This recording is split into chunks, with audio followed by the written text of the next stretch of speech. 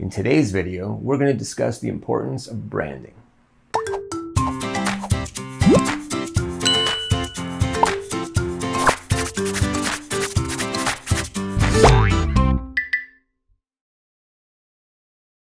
Hey guys, Craig here. Now for those of you who may be new to my channel, my name is Craig Babin and I'm on a mission to turn my part-time hobby into a full-time income. And I'm hoping to inspire as many of you as possible to do the exact same thing. So if you haven't subscribed yet, hit that subscribe button and be sure and click that bell notification so that you don't miss a single video. That being said, let's talk about branding. As a creative person who's trying to promote themselves, there are two types of branding that you're going to have to deal with. The first is personal branding and the second is visual branding. When it comes to defining your personal brand, there are a lot of different factors that come into play. Stuff like your appearance and how you present yourself. Are you the clean cut type or are you a little rough around the edges? Another factor would be how people perceive you. Do you come across as forward and aggressive or are you more the shy, laid back type? What's your work ethic like? Do people see you as resourceful and outgoing or are you more the lazy, unproductive type? And a big one will be, are you accessible to your audience? Or are you the type of person that would just shy away from any type of social interaction? Personal branding, in a nutshell, is basically how the world sees you as a person. It's your personality. And the good news is, there's really no such thing as a bad personal brand. Every personality type has an audience. Some people have a kind disposition, while others have a cruel one. Some of you may be introverts, while others will be extroverts. And some of you make decisions purely on intuition, while others will analyze the crap out of everything. What I'm trying to say is that when it comes to personal branding, there is a wide spectrum of personalities to choose from. And when you start putting yourself out there in the public, your audience will eventually find you. As a creative person, the only thing that you really need to do when it comes to personal branding is just be yourself. So now that we know that you have this incredible personality, how do we help people find you? Well, that's where visual branding comes in. Your visual brand is how people will recognize you all across the internet. See, the way it works is your visual brand will bring your audience to you. Your personal brand, if they like you, will keep them coming back. So how do we make sure people recognize your work whenever they see it on the internet? Well, that's going to start by having a cohesive look across all social media platforms. Most of the platforms that you'll be dealing with as a creative, whether it be for promoting yourself or selling something, will require you to upload some type of banner. So let's start there. The first thing you need to figure out is how you want to present yourself to the public.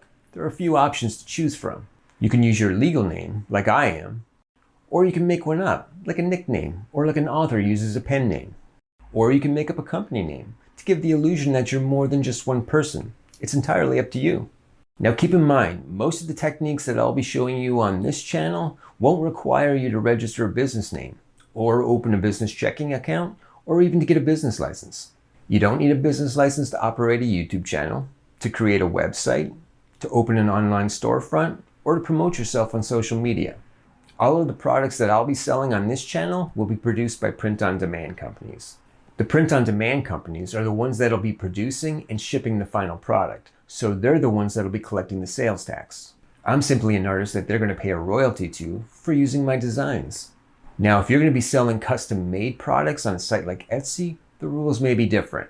Someone always has to be collecting sales tax, and you may need a business license to do that. So check with an accountant or an attorney, because I'm neither of those, and make sure you're doing everything by the book. That being said, let's move on. Now that you've decided on a name, it's time to tell the world what you're about in one sentence. Or less. Just think of this as your elevator pitch. You have to tell the world what you're about in one sentence, and this one sentence needs to be short enough to fit on your banner. When people land on any of your social media pages, it's important that they're able to determine exactly what you're about immediately. Your last post may not be indicative of what your channel is all about.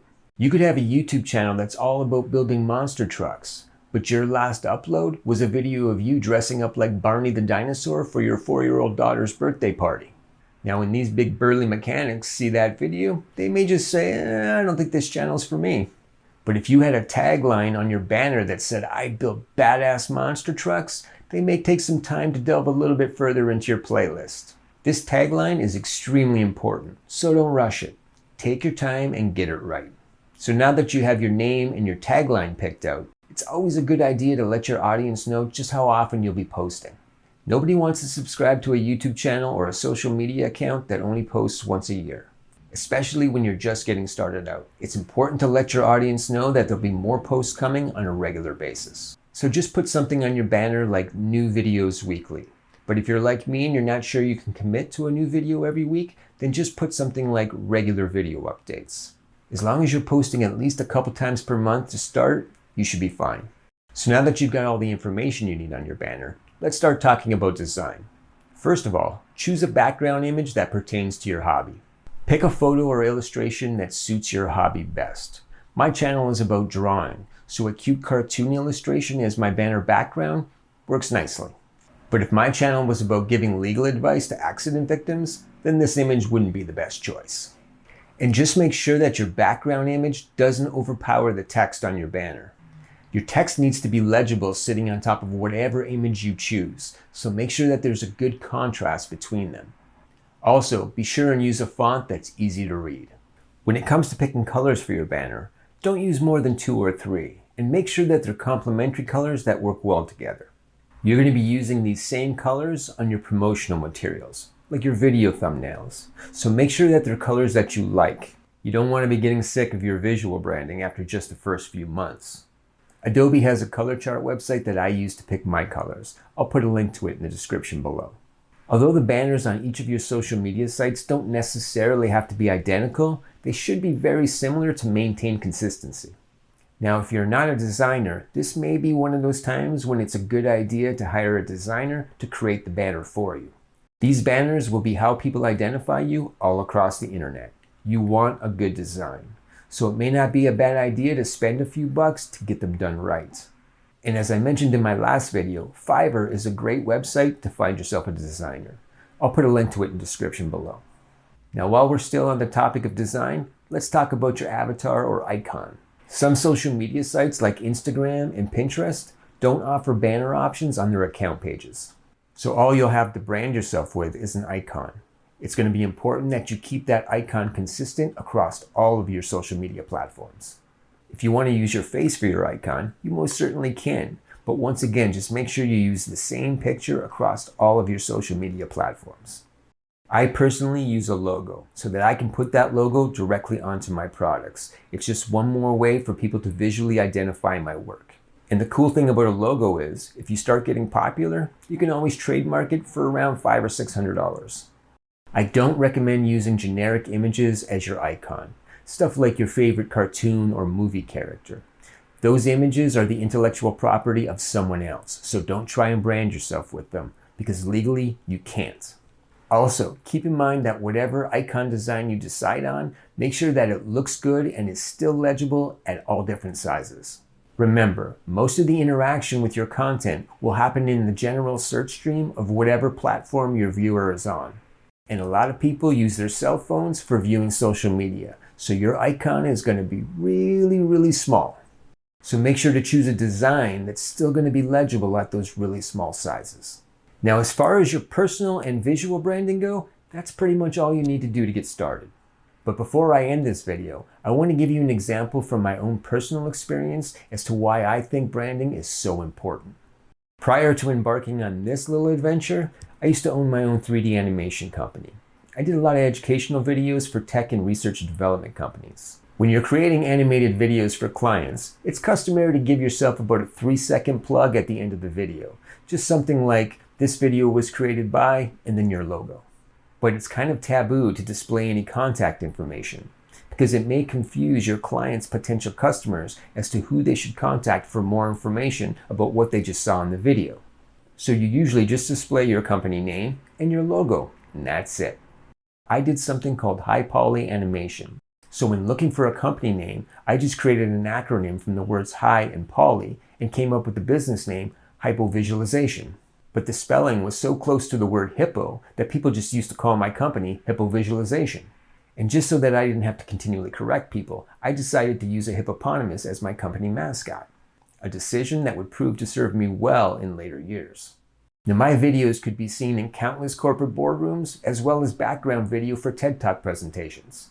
In fact, they were being shown pretty much all over the world, so a lot of people were seeing that little 3-second promo with my company logo. But when you're watching a video like that in that kind of environment, it's rare that you think to yourself in that moment, you know what, maybe one day I'll need a video like that. I should probably write down this guy's company name. So the 3-second promo goes by and everybody just forgets about it. But over the past decade, I've had 3 separate clients who have seen my videos in boardrooms, decided that they needed my services after the fact, and just couldn't remember my business name. All they could remember was that there was a hippopotamus in my logo. And because they had seen the video at a huge event, they couldn't even remember the name of the company that was showing the video. So without any real contact information, they did the only thing they could. They Googled me. But not knowing my company name, they just typed in hippo and animation. Now, back when my company was still up and running, if you queried that in Google, the first result you would get from that search was the dancing hippos from Disney's Fantasia.